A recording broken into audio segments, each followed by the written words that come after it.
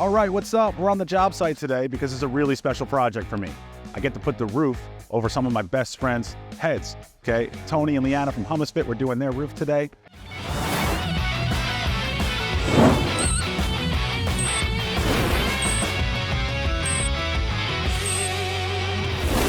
Okay, they were really smart actually. I've been pushing them to do this roof for a while. They didn't have any leaks inside that they could see, right? But I knew the roof was 25 years old, they knew it too, and it was just time, right? So, ripped the roof off today. There's a couple leaks we found, some wet plywood, so I'm glad we got to get it done for them quickly, because by the time you see the leak inside, it's already too late, right? It's gotta go through multiple layers. It's gotta go through the shingle, the underlayments, the plywood, the insulation, the sheetrock. By the time you actually see the leak, you know, it's kind of a little bit far gone. So I'm glad we get to do this for them today. It feels great to put the roof over their head. Let's check it out. So first and foremost, home protection, driveway protection. This is very important. We had our dump truck up here when we were loading garbage into it. We were throwing debris right from the roof into the dump truck. We always want to make sure we tarp off the driveway. Just because our trucks weren't leaking this morning doesn't mean that they're not going to leak an hour from now. So it's always good to cover the driveway. You can see we've already got 90% of the cleanup done. It's 10 o'clock in the morning. The longer that you leave tarps up on the house, the longer that you leave these tarps on the grass, the more likely you're going to kill the vegetation and the plants that are around the area. So we like to rip it quick, set up good home protection, and tear it down as soon as possible. So a couple shingles getting thrown off the roof here and there is not going to damage the house as if having a tarp for 12 hours will. So home protection looks good. Rip the whole roof. There's no damage to the home. What we're going to do now is we're going to go up on the roof and point out a couple of things that we're looking for. 3 points of contact when you climb a ladder, always.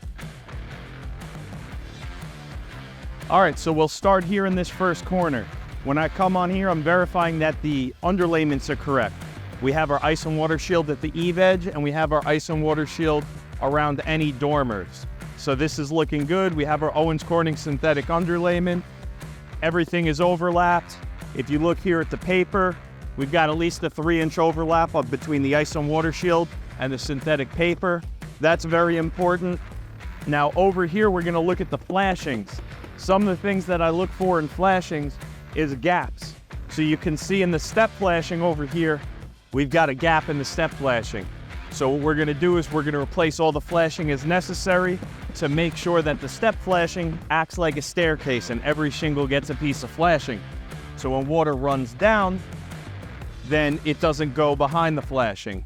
You can see there's a couple pieces that are torn up and have nails through, so we're gonna replace those as well. Now, I'm hoping you can see this, but we're gonna look at the apron flashing next. The apron flashing, make sure that the water running down the siding, running down the roof, doesn't get here in this junction. Now, whoever did this roof last thought it would be a good idea to put nails through it. So we're gonna have to go ahead and replace all of this apron flashing because this person decided that they wanted to put nails through it. You can see that there's rust holes, there's rust around the nail holes, excuse me. And this would have leaked in the next couple of years if they didn't go ahead and do this roof replacement.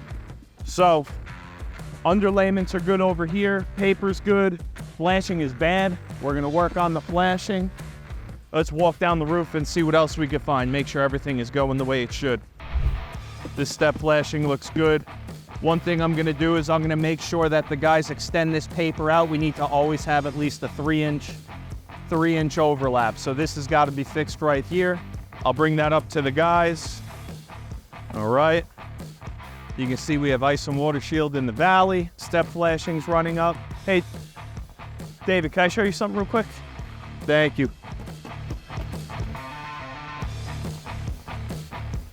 Just over here, make sure we get we overlap this at least 3 inches, all right? Thank you, brother. You see we moved the fascia metal to the side. I don't know if we can get, come on over here. Drone, that way. There we go. You can see we moved the fascia metal outside because we're trying to get the ice and water shield underneath.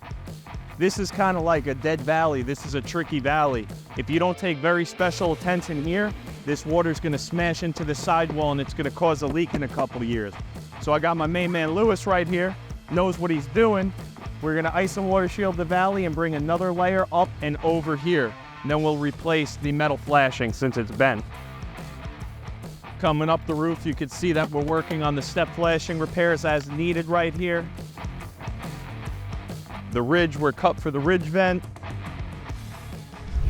So while we're doing the roof, we get a unique perspective on the home too. We get hired to do the roof, but from up here, we see a lot of things that nobody else gets to see. The one thing I'm gonna let the homeowner know about is the potential for this chimney to start leaking. This house was built about 20 years ago, and what I'm seeing right now is I'm seeing a drip edge and a piece of metal, but I could get my whole finger under this drip edge.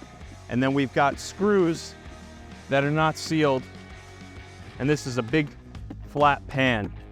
So I'm gonna talk to the homeowner and just let him know it might be worth having his chimney stack inspected, possibly having somebody come and install a new chimney housing. Step flashing looks good over here. You can see there's about a 1-inch gap at the ridge on both sides of the main header. This is for the ridge vent. The ridge vent is what's gonna allow the roof to breathe. You have the soffit intake, allows cool air to come up through the eave, pushes hot air up naturally, hot air comes out of the ridge vent, and that's how we maintain a dry, cool temperature in the attic. Every protrusion requires ice and water shield around it. You can see that we've laid some ice and water shield out around the skylight. The top isn't adhered yet because we have to repair some of these flashings, make sure they're gonna sit flush. And you can see the same thing over here. These skylights are Velux skylights. They came with step flashing kits. So what we're gonna do is inspect the skylight and make sure that there's no nails too close in. We'll replace the flashings as necessary, and we'll get these skylights tucked away. But other than that, gets a thumbs up so far, and everything else is looking great. So these are some of the things as a project manager that we're looking out for. We're professionals. You've got a 3,000 square foot roof ripped and underlayments on by 10 o'clock. They're here, they're working their butt off. It's my job to make sure that everything gets done the way that it's supposed to get done, and just point out a couple things here and there, and that's how we make sure we give a platinum level installation on every single roof that we do. But overall, everything's looking mint on this job.